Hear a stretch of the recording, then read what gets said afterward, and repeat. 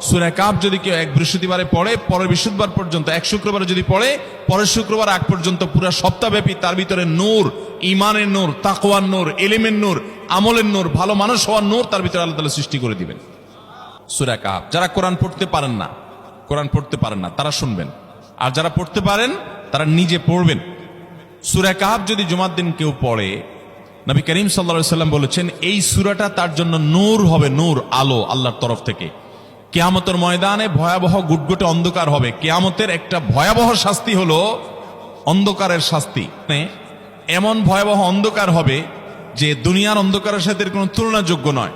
সেই ভয়াবহ অন্ধকারে কিছু আমল আছে যে আমলগুলো মানুষের ওই অন্ধকারের মধ্যে আলোর কাজ দিবে। এর মধ্যে একটা হলো অজুর অঙ্গগুলো যদি কেউ ভালো করে অজু করে, সুন্দর করে ডুলে যেন শুকনা না থাকে, উত্তম রূপে যদি অজু করে, কেউ পানি অপচয় না করে, পানি অল্প নেয় কিন্তু ডলে বেশি, সুন্দর করে যদি কেউ অজু করে, এই অজুর অঙ্গগুলো কিয়ামতের ময়দানে উজ্জ্বল হয়ে জলজল করে জ্বলতে থাকে এবং তার জন্য আলোর কাজ দেয়। সবাই যখন অন্ধকারের আযাবের মধ্যে নিমজ্জিত থাকে, হাহুতাশ করে, তখন এই ব্যক্তির এই আমলটা তার আলো